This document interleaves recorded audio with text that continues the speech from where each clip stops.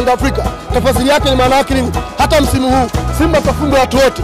Itahitaji kuchukua ubingwa. Kwa lazima tufunge Yanga tuwe bingwa. Kwa haya ambayo tunapata leo ni homework ambayo tumepewa kwenda kujua wapi tumekosea ili tufanye correction na hatimaye tutoe imara zaidi na msimu huu wao tuweze kuchukua taji la NBC Premier League. Unadhani mapungufu ya Simba yalikuwa wapi hasa mkashindwa kuondoka na alama 3 muhimu dhidi ya klabu ya soka ya Young Africans hii leo?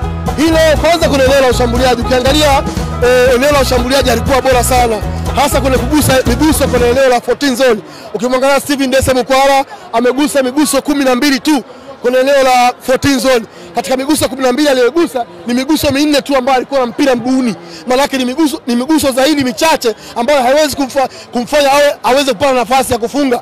Kwa hiyo eneo la ushambuliaji leo halikuwa bora kwa sababu hata on target ambazo tumezipata sio za washambuliaji, ni za viungo na mawinga, sio za washambuliaji. Maana yake leo tulikuwa tuko bora kuingiza mpira wavuni, tungeweza kupata matokeo. Yanga wapata nafasi 6, moja wametumia Pacome, wameweza kupata goli. Sisi tumepata nafasi ngapi? Nafasi nyingi, kuna ile ya Kibu Denis, kuna nafasi ya Mpanzu, kuna nafasi ya Mkwala.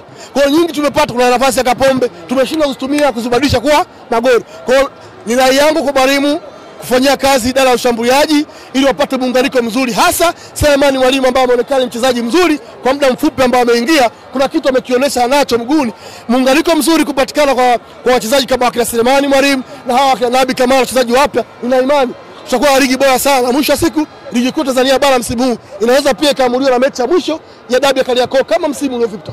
Mwalimu anashindwa kumwamini Selemani Mwalimu na kumpa nafasi, lakini kadri anavyozidi kupewa nafasi anazidi kuonesha ubora na ile thamani yake iliyomfanya atoke katika ardhi ya Tanzania na kwenda Wydad Casablanca na kurejea tena katika ardhi ya Tanzania. Pengine hili kwa Mwalimu anabidi alitazame na kutafakari kwa makini ya kwamba safu aliyokuwa nayo ikiongozwa na Steven Dese Mukwala, Jonathan Soa pamoja na Selemani Mwalimu awe anamwangalia zaidi Selemani Mwalimu kwa sababu kila anachokuwa anampa nafasi ndani yake anakwenda kufanyia kazi. Of course Selemani Mwalimu ni mmoja wa washambuliaji hatari sana ambao tunao hapa Tanzania.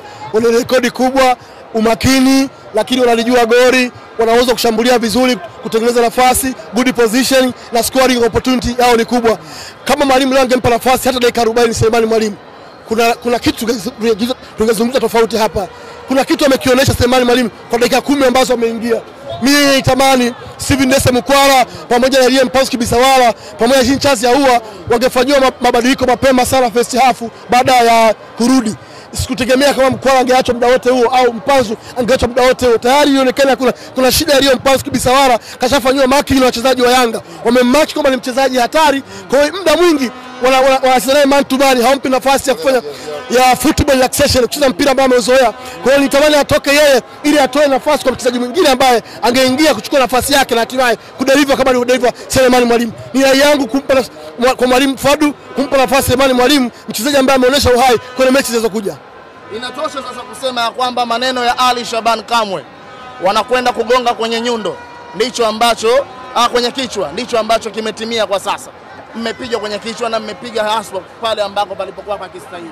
Hao maneno siwezi kuyasadifu au kusema tosha, ni maneno ya kipuuzi, yapuuzwe. Tunajua leo tumecheza mpira na tumefungwa kwa sababu ya mbinu. Wenzetu walikuwa bora sisi tulikuwa bora first half, wenzetu walikuwa bora second half, wakaweza kutumia nafasi moja wakapata magoli. Si nafasi ambazo tumezipata, tumeshindwa kuingiza mpira wavuni. Hii ni mechi yetu ya 6, hatujapata goli hata moja dhidi ya Yanga Afrika. Nyinyi mnajiona bado mnapumua dhidi ya Yanga Afrika? Kwa kumalizia niweke nukta hapa.